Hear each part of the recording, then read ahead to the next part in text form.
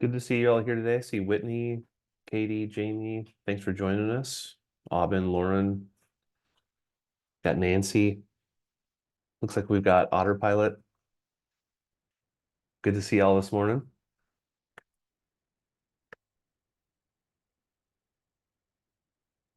Just as we're waiting for people to trickle in, if you feel like putting where you're calling from in the chat, it'd just be great to see where everybody's from. I'm calling from Seattle, or I'm here from Seattle, Washington this morning.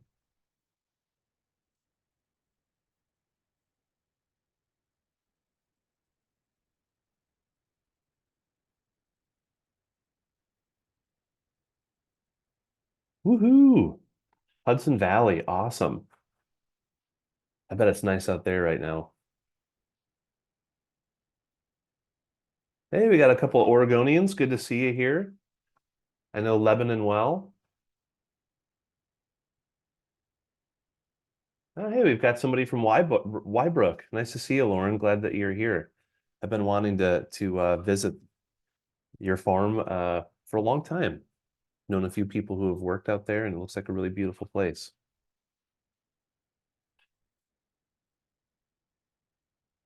Aubin, up in BC. Right on.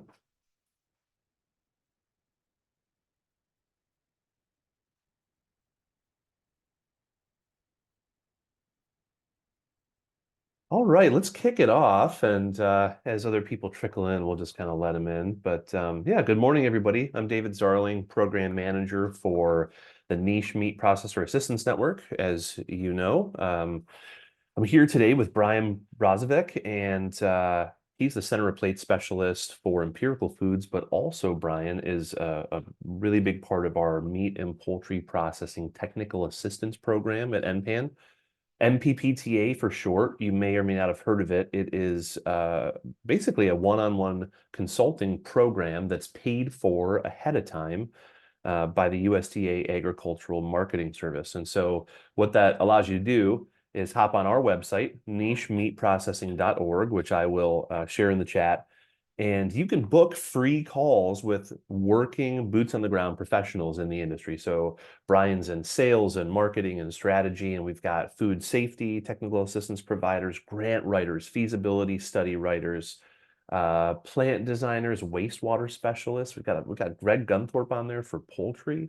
Um, we've got Arian Tubumri on there for plant finance, among other people, and I'm on there for just about whatever you want to talk about.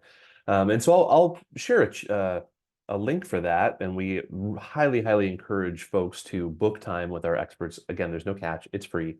And if you have a larger project, we also have options to apply for a free 10 hours of consulting from one of our folks as well. Um, and we've had some pretty cool success stories. We just got an artisanal salami company up off the ground. They're in production now because of that program, among other things. So yeah, we're really excited about it. We're excited to have Brian here. Today we're talking about assessing the market, sales strategies, differentiating yourself, and what have you, whatever comes up. But most importantly, this isn't Ask Me Anything, right? So Ask Me Anything is really more of a roundtable than like a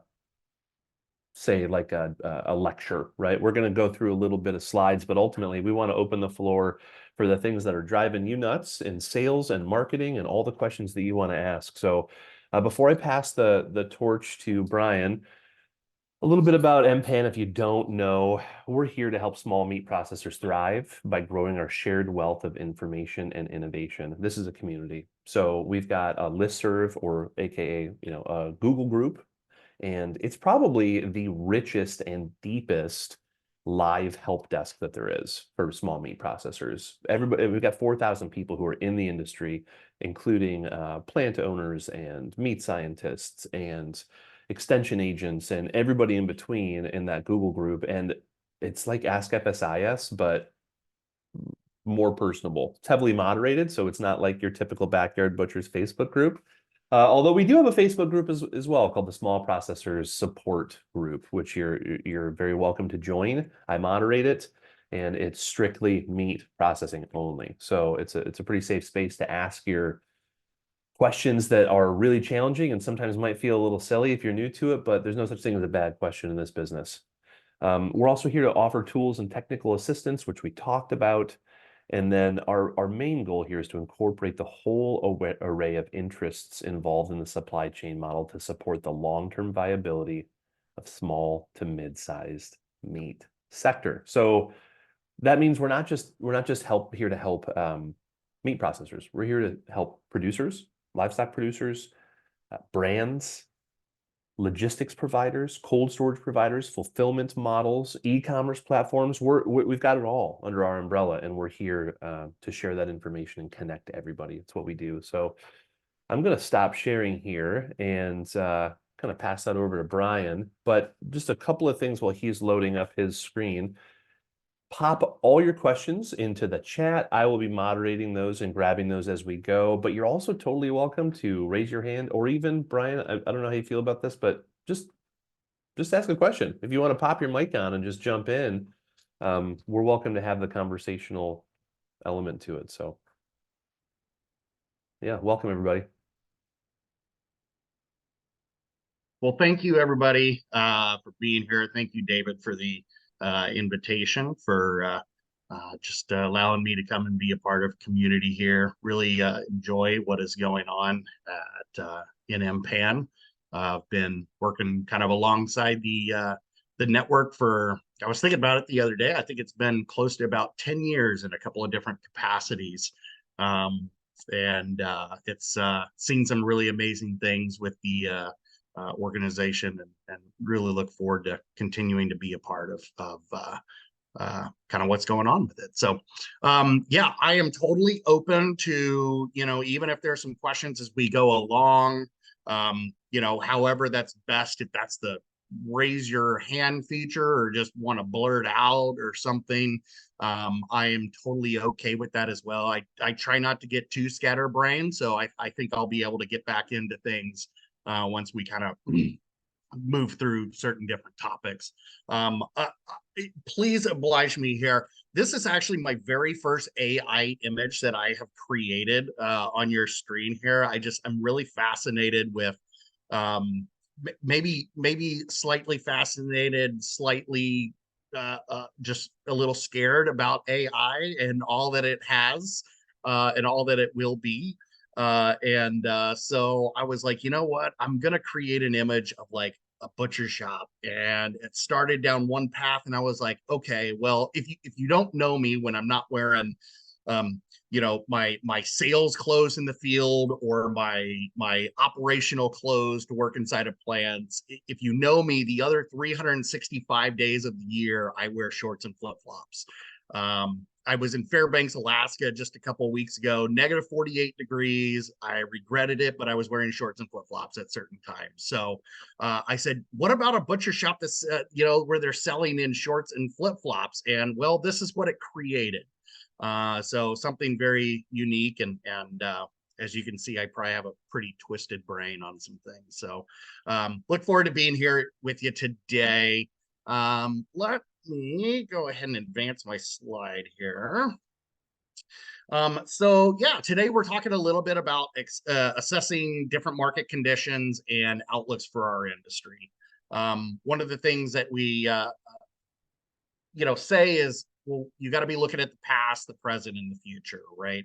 And there's this was my other only AI thing here, the echoes of the past, the movements of the present, and the aspirations of the future.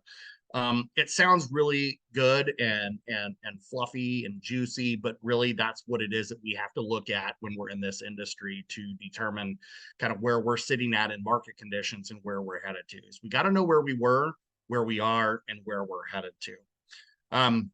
One of the really good ways, and I'll preface this by saying I am just really briefly touching on some very broad categories here. So definitely kind of on the question side is where we can maybe drill a little bit down. But to really know where we've been, where we're at, and where we're headed, we really need to be looking at different industry contacts that are out there. The government, of course, is a really great source of information. You can go onto the USDA website, and I am sure they have thousands of different reports that you can sign your email up for, and some of them are a little bit more readable than others. Some of them you really have to be, into economics or numbers to even try to begin to understand what they are. Other ones are pretty straightforward. Academia sources. I see David is sporting his OSU Beaver hat today. I'm sporting my Texas A&M hat today. But different academic sources are going to be really great for you too. Depending on where you're at in the industry, there are certainly some academic sources that are very tailored to what it is that you're looking for. If you're in the more of a hog industry, you might want to look more like Penn States, Iowa States, things of that nature. Whereas if you're in the beef industry, you might want to look at stuff like Oregon State, or not Oregon State, like Oklahoma State or Texas A&M, Texas Tech, Kansas State. And so there's a lot of different academic sources out there that really touch on them, but extensions, county extensions offices are also really great sources for information about where the market is at. Organizations, associations, of course, you got your Food Marketing Institute, which is the folks that create the Power of Meat report, or it's actually created by a place, I believe, called 210 Analytics, but they do it in conjunction with the Food Marketing Institute, or I think they changed up the name a little bit there, but also the Meat Institute, American Meat Science Association. These are all really great resources for information. Of course, there's stuff behind paywalls. Depending on how much you really want to know about what's going on in the market, there are plenty of consultants that will allow you to pay them money and they will give you their take on the market. But a really great place to begin, if you're not really touching too much into kind of all this information, is just looking at different news sources.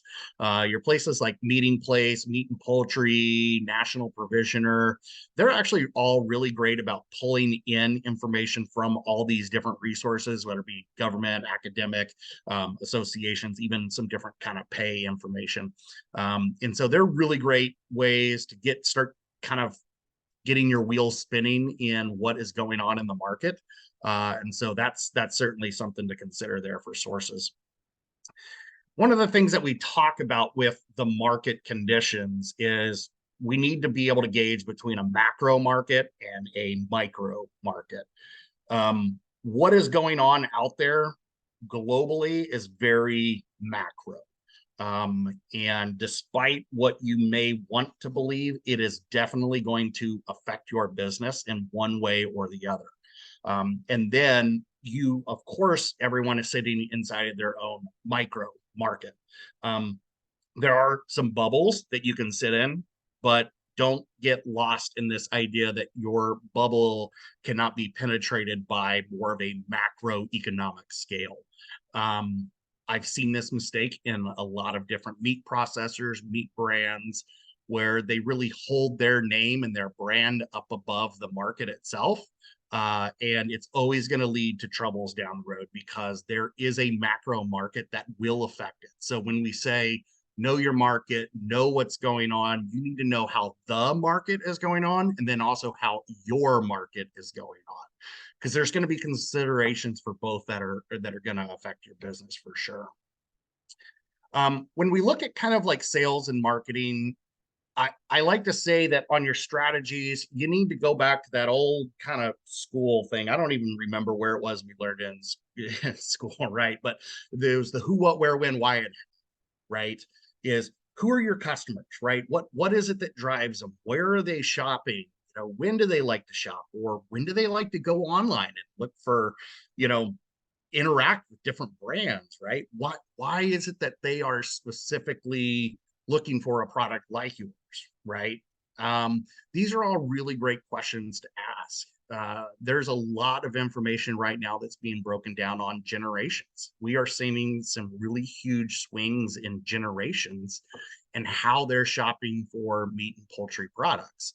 My 22-year-old daughter shops for meat completely differently than how the generation that I am in does.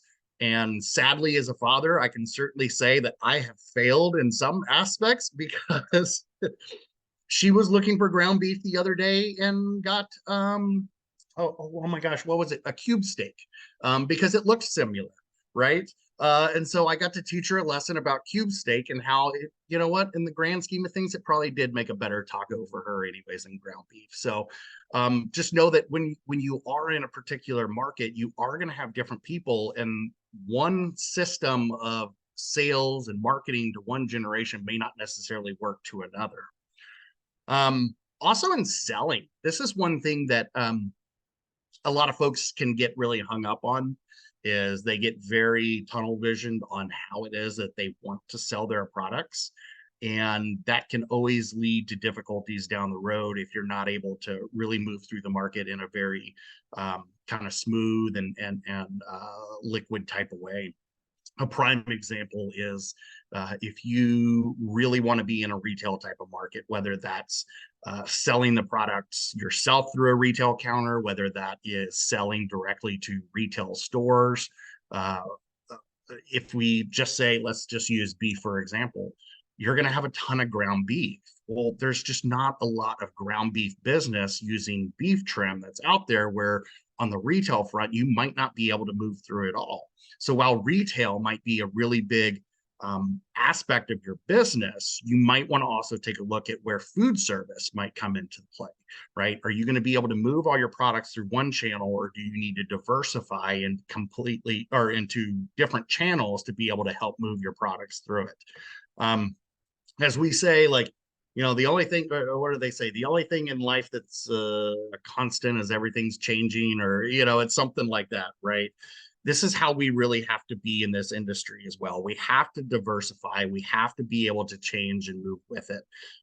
If you're the brand that's sitting back on the farm and just doing the thing that you've done 100 years ago with the family, then you can expect probably the same thing that was going on 100 years ago, right? But if you're wanting to move more animals through, if you're wanting to really specialize on your brand, you have to be able to kind of think outside that box and really diversify yourself.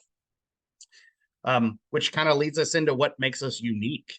You know, is it particular branding that we're using? Do we have a really nice you know, story that we're able to tell? You know, are we a fifth generation rancher of this particular area, and we're able to kind of utilize that as some sort of leverage to say this is what it is that makes our product unique versus another?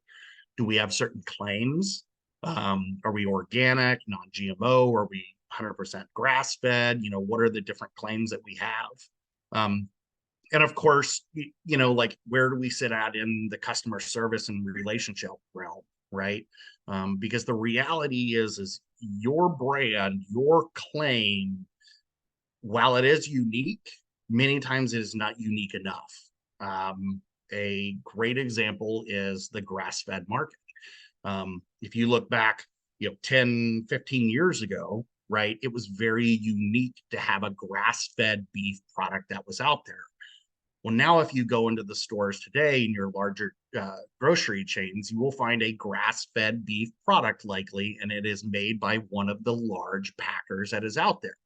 So your grass-fed beef product that you raise right down the road isn't necessarily as unique as you once thought it was. And it's because that side of the market has evolved. They've changed, they've diversified, and they've said, well, there's a demand out there for grass-fed beef product, right? So maybe it isn't the brand or the claim that you have that's unique anymore. So is it customer service? Is it certain relationships that you're able to build on that kind of really truly makes you unique? And then of course, you know, value added products itself definitely helps with it. So that just kind of really kind of sums up a lot of excuse me, a lot of the just kind of overview that we have here. Nothing's probably new that I've mentioned here. I'm sure that you know, you've all heard this information before. You know, I like to put it out there because you'd be surprised with how many of the places that I might consult with, they really do see themselves in this bubble where they don't think that what is going on outside of their bubble can really harm them. And many times it's not only within your local area, what shift might we have here, but even on a very global scale. Prime example, I was working with one brand who was really one of their unique traits was they did a barley finished product. Well, the moment that Russia attacked Ukraine, it threw the barley market into an uproar. Because that area was a really large producer in the world of barley, which meant that now United States domestic barley prices shot through the roof because there was not enough supply coming in.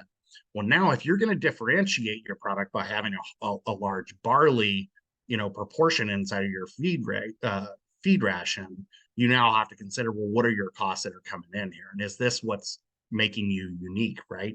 So just know that there's a lot of volatility in the market, both on a macro and a micro level. That's really going to affect what it is that you do day to day and where it is that you're headed into the future. Staying informed, of course, is a very huge thing. They say you can't manage what you don't measure.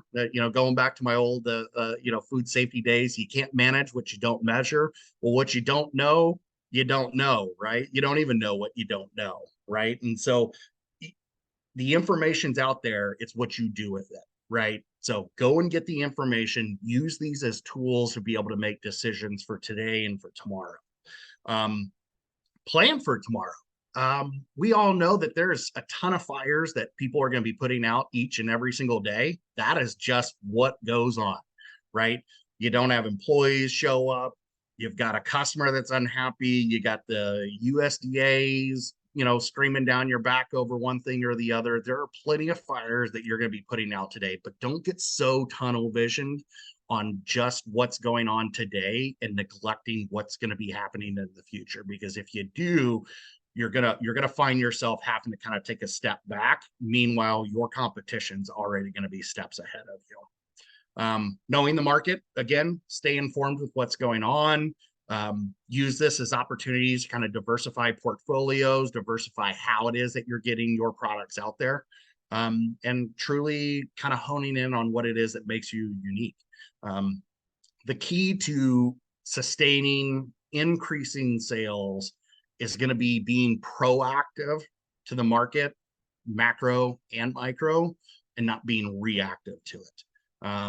And so use those as kind of some of your tools that you've got in your toolkit to help move your business forward. So with that being said, ask me anything. Hopefully I've got an answer. Awesome. Thank you, Brian. Awesome overview. And everybody, please feel free. Let's dive into the nitty-gritty. Let's talk details about what's going on in your business. I've got a handful of questions from folks that couldn't make it but really wanted to, that I'm also happy to put out there, but I don't want to take up all the air in the room. So feel free, anybody, pop your questions in the chat, raise your hand, blurt it out. I'll get started with one though, and we can just kind of break the ice. So, okay, here's the first one. I've got 9 that I got via email and leading up to this. So here's the very first one, and I will quote this. Okay, in a sea of quaint, emotionally driven family farm brand stories, how can a person differentiate themselves today as a very small livestock producer? Right. I think the key to that is kind of what was in the question itself, is very small livestock producer. And one of the advantages is somebody that's in that position versus maybe someone who's a little bit larger but still has some of the same attributes to it, is the relationship. By being very small, you're going to be able to have relationships that are tighter than probably any other brand that is out there from what I'm gathering. By doing so, you'll actually probably be able to get a little more value, right? Because when we look at it from an economic standpoint, right, you're in very low supply, which means through the right connections, you can create a very high demand for your product. Now, let me be very clear. The product has to be great. and again, this is anonymous and I'm not sure exactly who I'm answering this for, but let's not get stuck in this bubble that we believe that our product is superior on so many levels to every other product out there. Because let's be honest, there is some amazing meat products that are out there. Some of them are made by very large producers, Some of them are made by very small producers, right? So we can't get stuck in that bubble. But for someone that's in that position, you have to be able to drive that demand for the specialty type of relationship that you have. And so I know some folks here in like the local kind of Western Washington area, the thing that really makes them unique when they're in this type of bubble is when they're sending that 1, 2, 3 head of animal through the system, right? Here's where there's one of those, maybe not, maybe one of the very few exceptions to the rule is you might be able to work with a local butcher shop or maybe a local meat producer who focuses, or a local meat distributor who really hones on this type of relationship where they are able to purchase all of your animal. They are able to move through all of your ground beef type of approach. And so relationships, customer service, that connectivity, that is going to be something that a very small producer is always going to have over a larger producer. And just to follow up on that really quick, there's a really good question that just popped in the chat, so I want to hit that ASAP. But talking about focusing on those relationships, creating the high demand in lieu of your low supply. You've got this livestock producer who is running a family-owned business. They're probably the person that's moving the cattle, that's doing the Instagram posts, that's maybe at the farmer's market booth, depending. Do you recommend that, like at what point do you start thinking about hiring a part-time salesperson? Or at what point do you say, like, I am that salesperson, that's my strength, I need to find someone who's going to take my roles at the ranch? You know what I mean? Like, at what point, we all know these small meat processing owners and small livestock producers who are just like doing every single job in their business. At what point, and maybe this is, I don't know how you even answer this, but at what point do you start to specialize or ask for help when building that strategy of differentiation and relationship management? Right. Of course, first and foremost, we know that financially it has to make sense, right? The numbers just have to be there, or else we're just shooting ourselves in the foot. But I would say that moment happens when you realize that the relationships and the customer service and the model that you've built thus far can sustain that ability for the local producer and rancher to step away, right? The moment that they no longer need the muddy boot, the cowboy hat wearing person from walking in the back of their store selling them the products, then that means that you've created this ability where somebody else can now manage the process. Now, we don't ever want to get caught in this idea that it's all just about managing processes versus really having a really great kind of ability to communicate and grow business.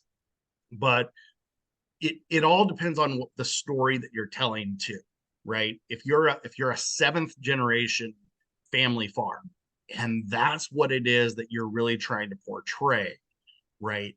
Maybe mom and dad aren't necessarily the ones that need to be out there, telling the story anymore, but where are the kids, right? Are they old enough where they can be a part of the story, right? Because the moment that you're utilizing something like we're a family business, we've been doing this for X amount of generations, and then now there's some individual here who is strictly a salesperson who is here to kind of manage your account, you have to determine it. Are you in that position where you can afford that, not only financially, but in terms of your relationship wise? Are they that tight, knowing that you're still just a text message, phone call away, but knowing that you've entrusted this person to be able to handle it? Yeah, that reminds me of a conversation I had with Mike Lawrence recently, where he was talking about the growth of Lawrence Meats, and when there was a time, 20, 25 years ago, when things were looking pretty dicey.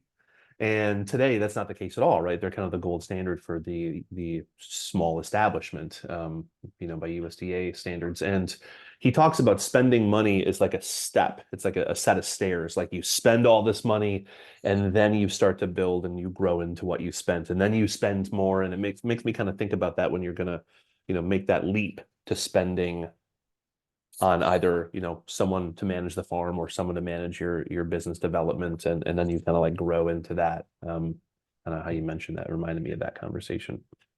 Right. Certainly. Yeah. It's nothing's going to happen exponentially in this type of business, right? It's going to be, well, what's the next step, right? And that's the one person, right? Maybe that's the one person who's focusing more on sales and marketing, right? But also, even the best of us just thrown into a role with no, real guidance or continued ability to communicate the importance and the uniqueness of the brand itself. um it's still not going to result in much. I mean, don't get me wrong. Like, there's a lot of us you probably could throw into a role of sales and marketing of your organization with your uniqueness and your brands and all of this good stuff, and we can do as good as there is to do, right? But again, if what it is that truly makes you unique is the fact of who you are, I can only communicate that. You are the one that can really embrace it and put it out there in such a way that I can only talk about you are it, right? So how do you continue that story along in the delicate kind of dance way that there is when you hand those reins over to someone like myself, versus continuing to keep them in your hands? Sure. Cool. Okay, this one comes from Hannah Varnell. Good to see you, Hannah. Her question is, if you're a processor not doing value added, what are the highest return markets to move large volumes of product? Is it secondary processors? Is it school systems? What are your thoughts on that? Yeah.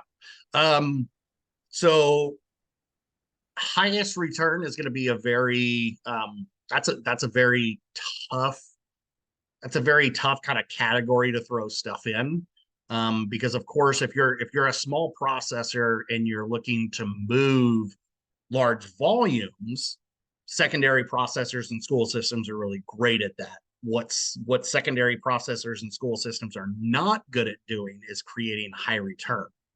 And so there's going to be a balance there. Is what is it that makes your books equal out at the end of the day? What gets it to the point of you getting there? And I always challenge new processors, new farmers and ranchers that are getting into the business. This very question is, everyone believes that their trim, their bottom rounds, eye rounds, top rounds, knuckles. And if you can't tell by now, I'm a really big beef guy. But everyone sees so much value in those cuts. And don't get me wrong, there is those cuts are amazing. I am a firm believer that a shank should be just as much as a ribeye is, right? Because if you cook up a shank just right, in my opinion, it's better than a ribeye, right? But the market doesn't dictate that, right? It doesn't allow you that privilege. And so you got to just go into it knowing that until you kind of navigate the muddy waters of creating return based on what it is that you have, especially those things in large amounts, trim, etc., you have to be able to get into your books the realization that these things are not going to bring a high return, right? And by doing so, you're setting yourself up for success versus failure. There are markets for those places. There are markets that want to use your premium product, that you have a brand on, that you have a great kind of storyline for, but it's not going to happen overnight. And until then, we need to keep you up and running. So start out low value on some of those, or low return on some of those tougher to move products that you have out there, but just use that then as kind of your jumping off point to say, how can I create more value for it? Because at the end of the day, you've got to see product move. It's got to leave, right? If you're taking product, and unless it's very strategic, if you're taking product and you're putting it in a freezer, you're spending money on it for it to lose value. Straightforward. You are spending electricity, moving it around, inventory, time, and resources for it to probably bring pennies on the dollar when you're tired of looking at it because it's been in there for a year, right? There are some strategic exceptions to that, building up certain cuts for certain seasonality, right? Those are certainly exceptions, right? But when we're talking about large volumes, we're probably talking about the products that are just not moving quick enough. Hopefully that answers your question. It's really interesting. I think Catherine Klonbeck said this, I'm not sure. I think she said the freezer is not a sale, which I Right, love, right? I mean, right. if some people may know, I come from, I was in the Belcampo machine for a short amount of time, and this is a whole other webinar that could take days to give just to talk about that Yeah, experience. But the freezer was a sale to that business, and on their books it was anyways, and it was what sunk the ship, right? One of the many really big things. So, yeah, I love that point. So just to sum that up for Hannah, I just want to make sure that I can repeat it back to you and totally understand. Um, Start with the volume first, improve the margin, fill the totally. plant up, improve the margin over time. And I hear that the HRI accounts from other processors that are getting into the farm to school movement, people who are getting into, like, if you live in New England, there's a processor that I work with that's in Massachusetts, and they're within spitting distance of the highest concentration of universities in the world, and those may not be the highest margin sales Right. to those university school systems, university food service systems, but the volume is there. So start with the volume, improve the margin. Is that the Right. takeaway there? Okay. Yeah. Yeah. I mean, just throwing some random numbers for those that have never really dabbled in that side of the business. I think about 10 years ago, and we've seen a lot of improvement with like public school systems and where they've been able to, take more dollars and put them at more local farms and ranches. Um, Back in the day, I was having a conversation with Seattle Public Schools, right? And at the time, I needed to have a 3 ounce portion of beef into them at 80 cents a pound, or 80 cents, sorry, 80 cents for the 3 ounce portion, right? So you can do your math and you can figure out what product can I, you know, float to them at 80 cents a portion, right? That's going to make my books make sense, right? And another brand that I had worked for, they merely subsidized the local school district because it was marketing, right? It was marketing. We're local, we're filling our products into the schools. It was a wash for them because they used it as this place of we're your hometown producer, and they were able to leverage that so that their retail and their food service business was helped supported by the fact that they were taking um, uh, uh, those items that were in huge supply and just finding a home for them with the hope that as business continued to grow, we could get an extra X amount per pound for this ground beef, so we could take it from local school districts and then move it into more of the commercial market to be able to create more margin on it. Great. I'd love to just put this out there to Hannah and anybody else that is a processor here that's choosing not to do value adds in the building, in the plant.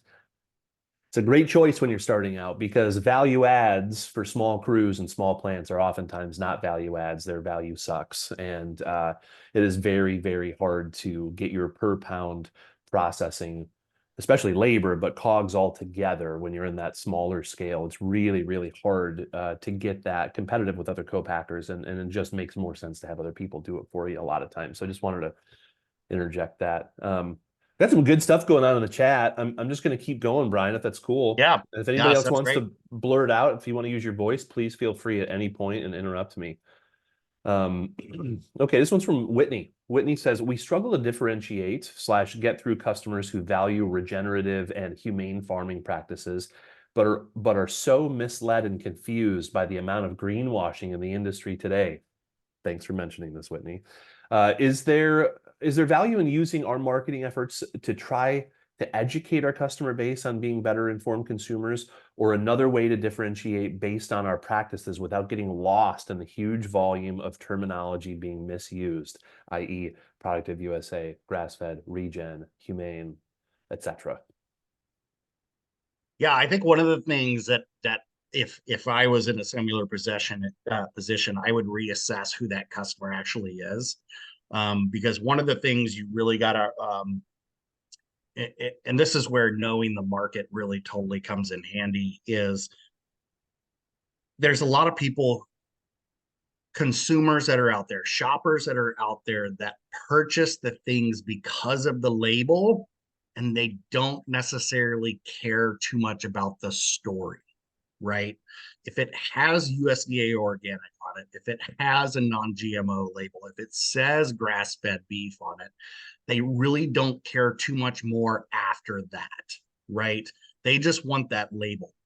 And if those are the customers, I'll speak again if it was me, if those are the customers that I want, I have to be able to recognize the fact that I could probably educate until I'm blue in the face, and I might never be able to switch them off. Because in the grand scheme of things, if they're looking for a non-GMO, a USDA organic, chances are the larger producers are going to be able to offer it at a lower cost to them. And if the story is not really important, you'll never be able to convince them otherwise. So I would reassess who my customers were, right? Am I in the right marketplaces? Am I finding the customers in the right places, right?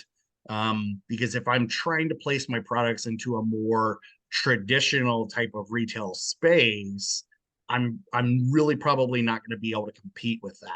And I don't have the time to really educate, right? Because ideally we just want products to kind of move in and move out, right? Education is a ton of time and energy and effort. And let's get real, it it is so in depth that it is over 99% of everybody's head. I mean, USDA organic blows people's minds, right? Because it's and don't get me wrong, I love, some of you are probably USDA organic producers, but we all know what USDA organic is really about, right? And it's about dollars, right? It's about sales dollars, right?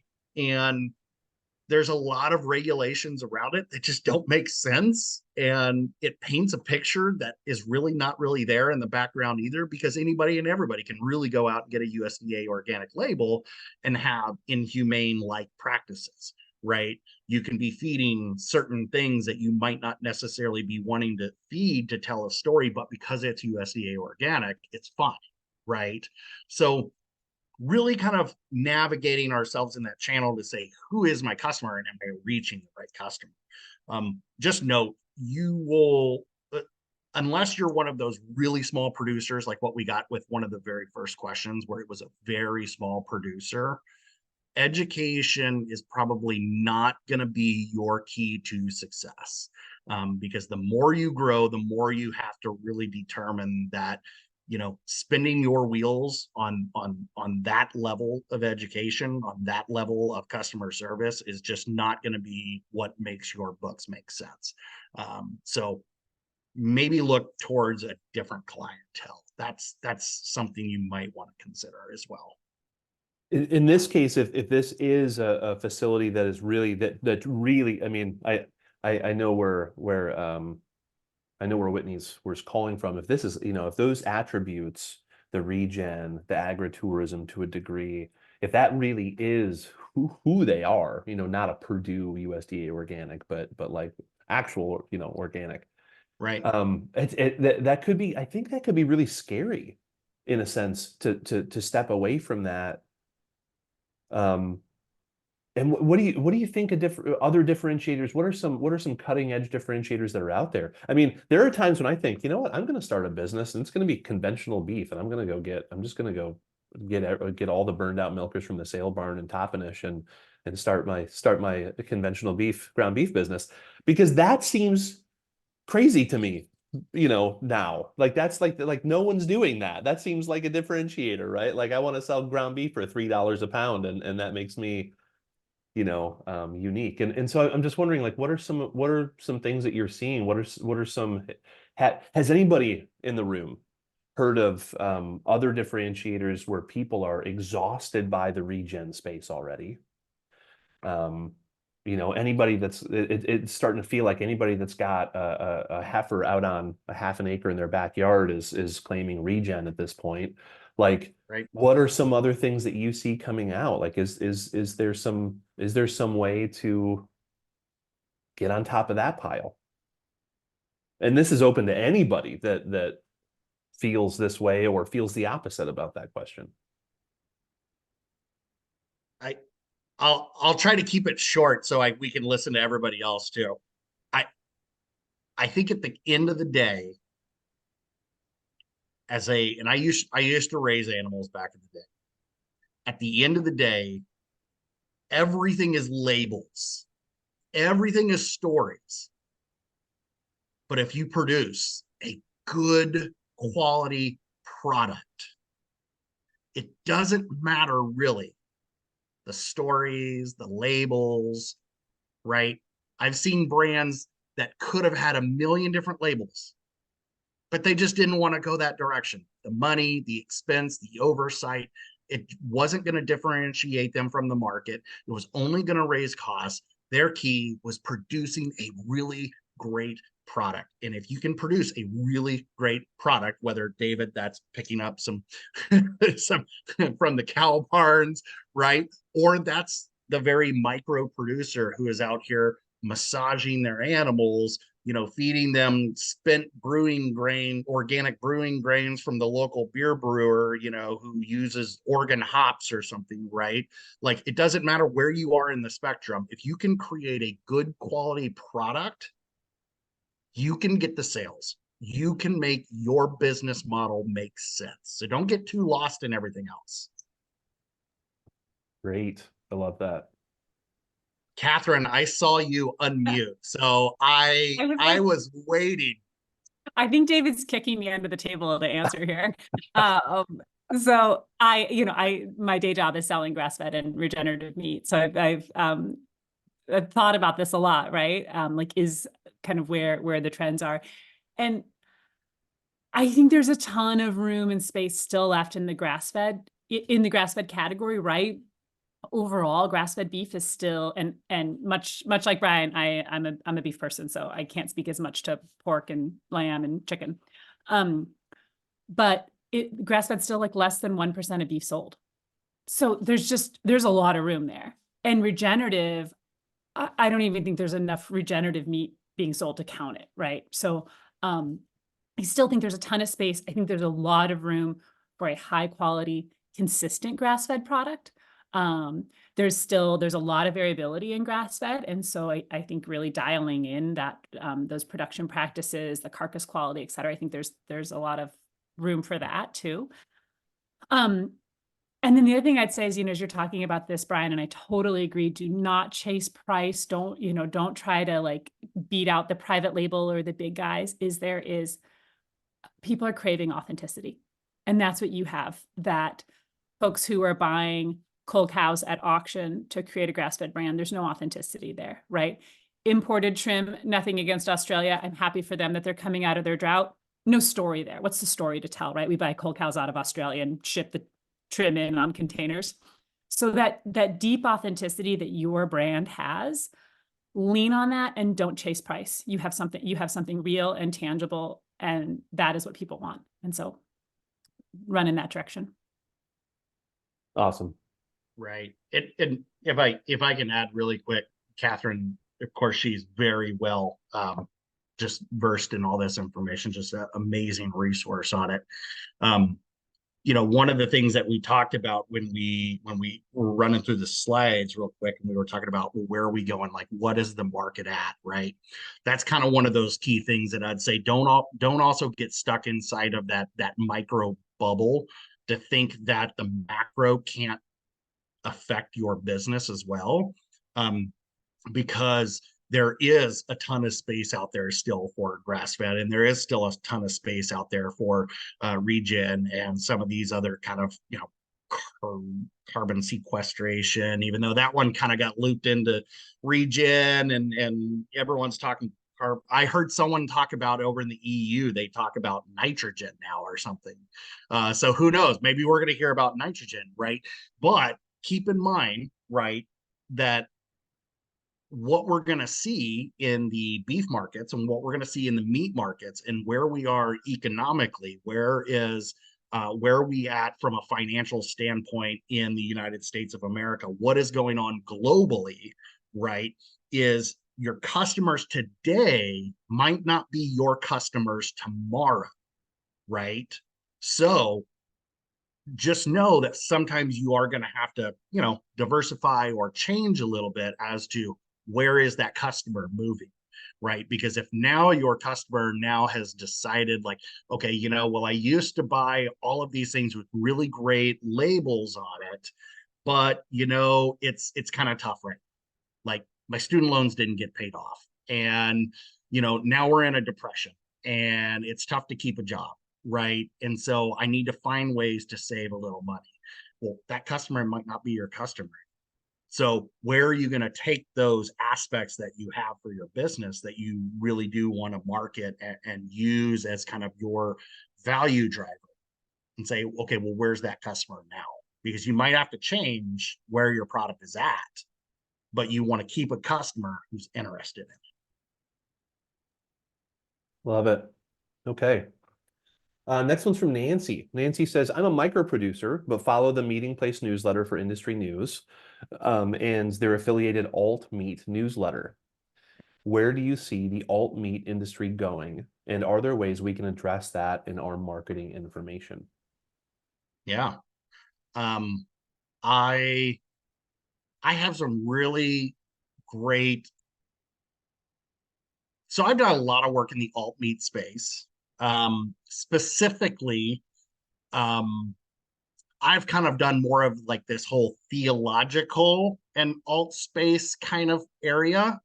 Because I think alt meat technology, especially when we're talking about using more cell culture type of technologies versus more like blending of alt meats, so reducing meat animal proteins and blending in more plant-based proteins and making like more of a mixed product.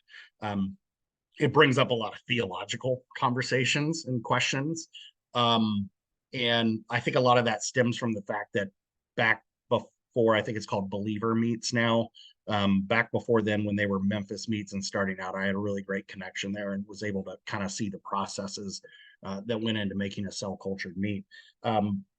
We'll see.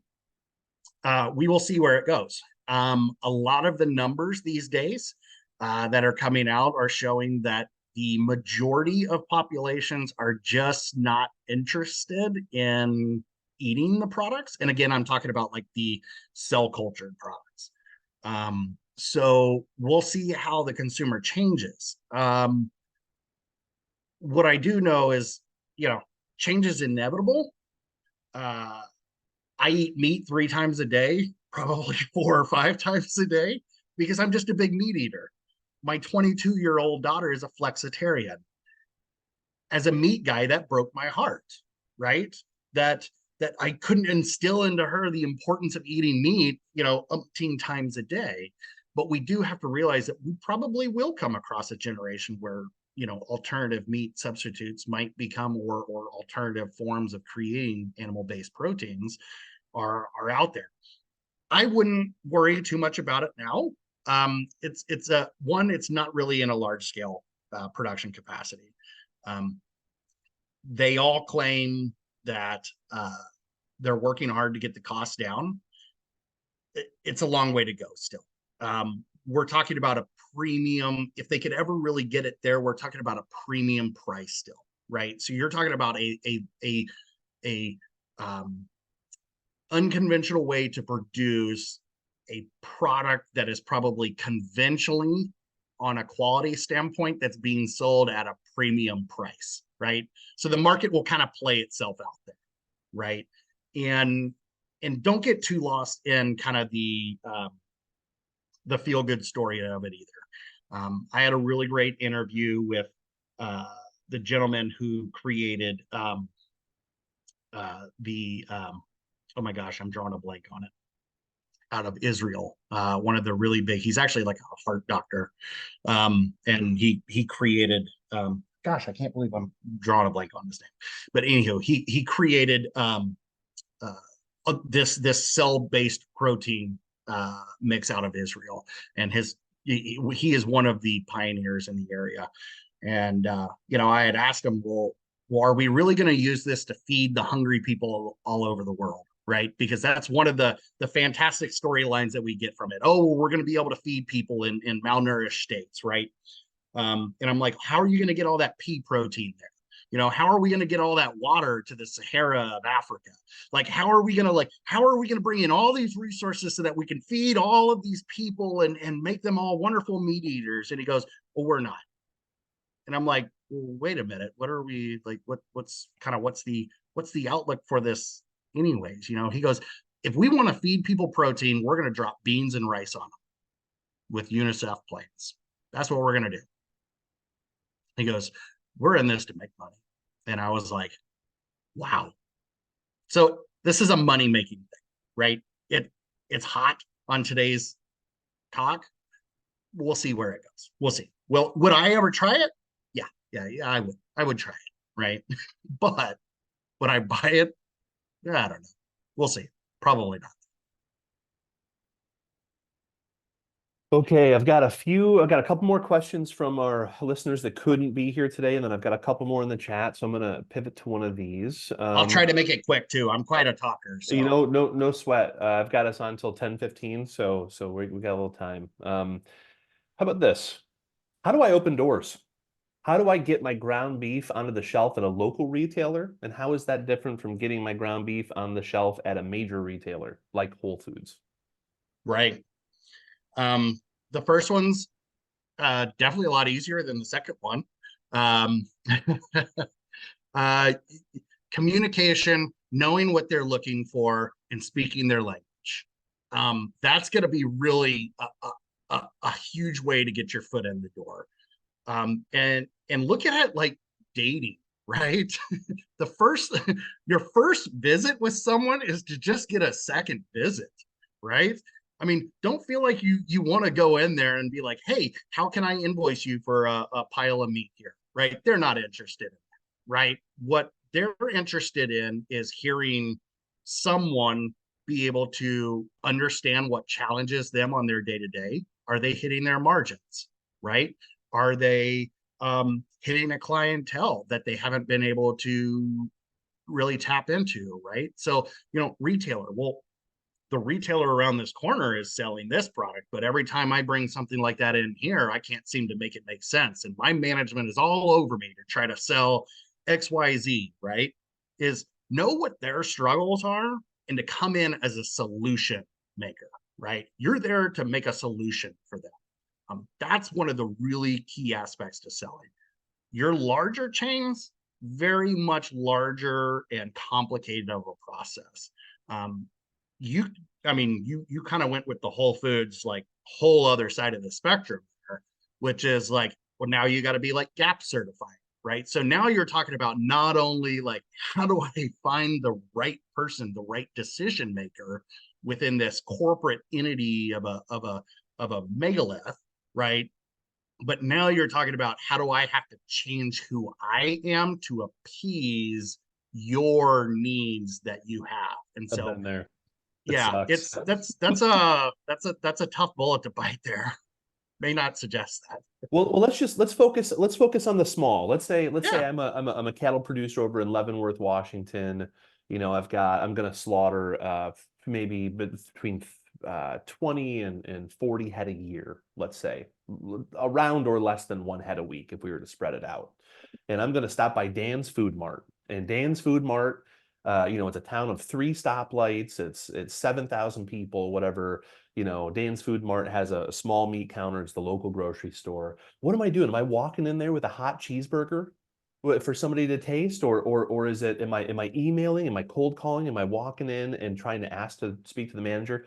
What's something that you see as being what can I be brave and do as that small producer that Right.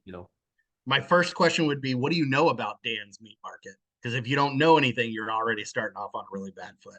You need to know all that you can about a potential customer before you even walk in the door. So you need to know, Has Dan's been a family-owned company for XYZ? What products does Dan regularly sell already? Who is it that's walking into Dan's? Is it folks that are staying in hotels, right? I mean, here's one that always blows my mind. I learned this one firsthand, and it was a really great lesson, right? Is you got to know who that customer is for Dan's, because if it's a out of towner who stays in hotels, chances are they're not going to be buying your steak at Dan's, because Dan doesn't sell steaks to people that stay in hotels. Dan might sell value added products to people that stays in hotels. He sells steaks to people that live in Leavenworth, right? Who work in Leavenworth, who may not have the disposable income that people that visit Leavenworth might have, right? So there's a lot of keys to that, of knowing before you even step in the door. But once you can kind of gather the information that you are able to gather, you can probably also start to map out what are some potential challenges that Dan has. What other competitors does Dan have in the market? What is Dan challenged with on a day-to-day? Is he able to afford workers? Are you trying to provide a solution that's going to minimize labor? Are you trying to provide a product that he's not able to tap into with other customers that are out there? Something like Leavenworth. Is there a specialty producer, right? And of course, this is just an example, or a specialty, meat shop there, right? Is that something that he can do? So yeah, there's a lot more questions than there is answers on that one. But do your homework, do your homework, do your homework. Great. And then step in there and start a relationship. Again, don't try to create invoices on day number one. Nobody likes a pushy salesperson. I mean, if I walk into a place as a pushy salesperson, I just get kicked right out, Now, luckily rejection is a part of a salesperson's life, and that's just what we deal with sometimes. But you know what? It sure is nicer to be able to find success stories. And so what I'm not doing now, which is shutting my mouth, asking questions and hearing them talk, is key. So yeah, there is a whole other side of me that can be quiet. You're just not seeing it today. Well, that's good. It's awkward when we have presenters who don't say much, it's weird, because then I gotta talk, and I could do this for a couple more hours. So me too. I mean, I work remotely, so this is the most social thing I'm gonna do all week, right? This is great. Here's a question that's a little bit blended, and I can add a little insight, and Brian, Catherine, whoever wants to add to it. This is from Jamie. Jamie says, my son is starting a custom exempt cut and wrap in hopes of having a retail element. We didn't receive anything from the ODA grant. So the question is, does he start small, killing 1 or 2 animals a week? And if so, how do we reach farmers? Are we better off being inspected and buying carcasses and going to retail? It sounds like the question is, if we're going to open a processing plant, and Jamie, please jump in and tell me if I've got this incorrect. We're opening a processing plant. Does it first of all make sense to be custom or go inspected? And also, what's a good way? So I can kind of speak to that a little bit maybe as well. But how do you, as a processor, how do you reach farmers? How do you reach clientele in a space where there are other processors out there? We're talking a lot about selling meat, but how do we sell services? Yeah, so we know that there's a need because everybody's backed up. And I think that's everywhere, How do we go about getting our own customers? I mean, is it word of mouth? We're a small town, 10,000 people. Between Salem and, there's Staten close by. There's, my son works in Malala right now. We know there's customers, and it's something he really wants to do. He's only 20. His friend is setting up a mobile slaughter, so they're going to work together. And that's needed here. There's not many mobile slaughters. Our facility needs some work. So it's like, how does he get started? And I know there's grants out there. He doesn't have the time to look right now. Well, I shouldn't say it that way, but he's 20. I'm doing what I can to help him. So, because I'm mom. Yeah. Yeah. How experienced is your son in the industry? He's been working for about a year and a half in the cut and wrap. He has helped his uncle raise cattle for years. Okay. So his uncle's about retiring. So he has that land. He should be raising his own. Okay. And selling the head and etc. Gotcha. This is just me kind of off the cuff here. It sounds like just because of his age and his experience and potentially the facility, it sounds like he would be stepping into with it needing some work. I would just suggest starting out custom exempt. It's going to be easier to get into the market. And it's going to give him a really good take on some of the challenges that he's going to have. Is this work that he's going to want to do? I mean, from a processor perspective, this is a very low margin nickel and dime type of business that we're in. And so, I mean, I hate to say it, but don't come out thinking that you're going to become a millionaire off of it, because you won't. But if the custom exempt thing is something that he's successful at, that he likes, and he enjoys the, don't mind the pun, daily grind of kind of what the challenges are in a processing facility, then you can always take a look at either one, upgrading your facility to USDA, which, not knowing what your facility looks like, it sounds like it might be a undertaking, or potentially building a different facility, or kind of taking a little bit different look at, maybe one of the more like mobile, of course, the mobile slaughter units, but there's more like mobile fabrication facilities as well that are a little bit more streamlined and easy to kind of turn the key and begin processing, but they cost money. So that's what I would suggest. Catherine? Well, I was going to chime in, and really, honestly, this is probably both for David and for Brian Moore. I wonder if there's sort of a middle path, because really the custom exempt guys, at least in my experience, are hurting the most right now because of the price of cattle, right? So folks can get, a lot of people are taking their cattle to auction. The prices are really high right now. So the custom exempt folks seem to be hurting the most for business. I'd say they're probably the least utilized at the moment. There's actually too much processing capacity at the moment. There's not really a need for more processing, which is a crazy turn of events from where we were, I don't know, 2-3 years ago. So right.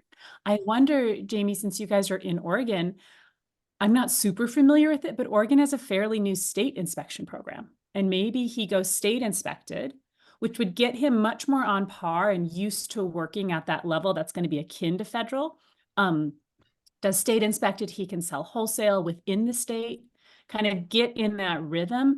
And then probably jumping from state to federal is an easier move than going from custom to federal, I would guess. I mean, again, Brian and Dave, you worked in plants a lot more than I have. Agree. Yeah. That middle ground would definitely be a good step there. And to piggyback on that as well is, I mean, you say that there's enough custom business out there, custom exempt business out there in the area. One thing I would potentially say, this is knowing the market, right? Beef supply is going to be really low over the next couple of years, because there's just not going to be enough cattle that are going into the system. And so we're talking about numbers that were back in like 2014, 2017, when we saw a really low dip in beef cattle numbers. And so, keep that in mind, right? Is maybe right now there's a need because ranchers are still kind of purging their herds a little bit. There's enough demand out there that's kind of maintaining it. But what's going to happen here in 2 years down the line, when now all of these ranchers are holding back heifers because it's time to start rebuilding herds? And so just some things to think about. Knowing, that's why knowing your market, right, on a macro and a micro level is going to be really I wonder if he knows that. So you're saying a lot of people are taking stuff to the auctions because of the higher prices? We just got Okay. done with a study, and a big survey with all of our processors in Oregon through Yeah. NPAN, and Okay. the overwhelming response is that plants, especially custom exempt, cannot fill their books. Yeah. There's especially Okay. with all the plants that are opening right now, there's actually in Western Oregon, there's over 40 custom trucks that are licensed and operating Oh, right there now. are. Wow. Oh Okay. yeah, and especially in that area, there's a ton. And so, if my recommendation for him, looking at the barrier to entry from an equipment standpoint, from a compliance standpoint, ODA state inspection Mhm. exists only if they are at least equal to federal inspection from a compliance standpoint. There's no step down Right. there. Yeah, because we You, applied for that grant. So you do get a lot more actually those help from guys, them. yeah, those guys actually came out to our place and we visited with them. So that was good. But obviously we didn't get any money because he hasn't started. But it was really good for us, you know. And I know that this is a hard message to hear. This would have been a hard message to hear from me as a young butcher in my early 20s who just so desperately wanted to get started. But my Yeah. my soundest advice for your son would be to learn about how to create a business plan and think Yes. all the way through that, because being the best butcher in Oregon is not enough. It's Yeah. not Right. enough anymore. Right. And there is an economy of scale, and there is a certain throughput that a business has to hit in order to be viable. And Yeah. a one person show, I know a lot of custom butchers who work 7 days a week, 12-hour days, 12 hours a day just to make ends meet. And it's a absolutely brutal industry. So just being super, super Well, yeah, transparent about that. yeah. Yeah, and I know Rebecca kind of said that in her one video, she was, I shouldn't say it, pretty negative, Rebecca Thistleway, about things. And yeah, because I know a lot of people take their stuff down to H&K or to Bogette's, which is kind of on both sides of us, half hour each way. But you're looking at 6 months or more, you got to plan on having your hog butchered before it's born. And so he's looking at that going, hey, you know what? We need more shops. He's working in Malala. And, so he's thinking, okay, so we need more shops. We've got a building. It's on Sure. the grandparents' place, but it needs a new septic system. Yeah, there's a lot to Strip drains in plan. it. We need our freezer. We started building. We started doing stuff, but he doesn't have that business plan, and I haven't been able to drill it into him. And I know Shemeketa Community College they'll help you out. They have classes for that kind of stuff. I don't know if the SBA helps. I know Sure. Niche Meat, I do go on there, but like the business plan is from 2011, Sure. and it's like, I'd like to help him out, but I don't know. If, he's 20. Does he Well, listen to mom? Not the quite. the good news is that we can help, and I would love to talk to your son. There's I think that what I would say is that in a meat industry where it takes 6 months to book an animal is the sign of a healthy processing industry. It means that people Okay. are not hurt. Like if you can get your animal in 2 weeks, that's a sign of a plant that's in trouble. Right. Yeah. Yeah, And you're right. and Yeah. and I would say that I would love to talk to your son and help him come up with a plan, a Mhm. really good, sound, plumb plan that will set him up for success. Okay. And it will be a long game, but it'll be sturdy. And I've got some people down in that area that I think that maybe he may be interested in working with who are successfully running a model like this, Hmm. where he could really go in and maybe find a mentorship that will Hmm. set him up to avoid spending a lot of costly mistakes over the years, like Hmm. some of us have done early on. So he works at Yes. Mountain Stream Meats for Caleb. Great. Um, you know, I mean, Yeah. Yeah. So I'd love to talk to your son. Please reach out. I put my I email saw that. address. Thank you. Love to talk to you guys further and help however we Yeah. can. I'd like him to be able to do it. I thought, oh, when he didn't get the grant, I thought he'd be like, oh, okay. But no, he was like, no, I'm disappointed. I really want to do this. And it's like, oh, okay. You know, we have a grain bin, an old grain bin that we want to like set up for like a retail shop, which we thought would be kind of neat. We're right on Cascade Highway between Silverton and State and close to the Oregon Gardens, Silver Falls. You know, if we could get into the Oregon Garden Resort, you know, in their restaurant, you know, if there'd be places to do it, but yeah. Yeah. Well, let's talk. Let's make sure we get some time on the calendar to talk more about that. Okay. Yeah. And, you know, and as far as my comment on grass fed versus the corn fed, you know, he really notices the difference in the meat structure, you know. It's just kind of, it's interesting. It's something we noticed. Yeah. So I'll be quiet now and let somebody else. Thank you. I think we're just about at the end of our time. I wish that we could do another hour. That would be awesome. Jamie, thank you so much for those questions, because they really bring up a lot of good points about the state of the industry in general. And that's probably a good topic for our next webinar. But yeah, let's wrap up for today. And this recording will be available on YouTube, on our YouTube channel, which you can find just by searching NPAN on YouTube. And we'll have another one of these in the summer. Our next one is with Abby Turner, a grant writer extraordinaire. We're going to be talking about all things grant applications, because while we are wrapping up lots of grants right now, there will be more, and it's best to be prepared with that information rather than kind of running around with your hair on fire once the RFP comes out. So Catherine, Brian, any parting thoughts? We were lucky to work with Abby. Oh, so awesome. I had quite a few conversations with her. So yeah. She's so great. Yeah, she is. So thank you. Thank you, Jamie. I will let her know you said that. Okay. My only real closing is, you know, you can never really know enough about what's going on in the market, and how it's going to affect everything that you're doing. But just, you know, really use that information. If you're going to spend the time to go out there and get the information, use that information to help make the choices, not only for today, but for tomorrow.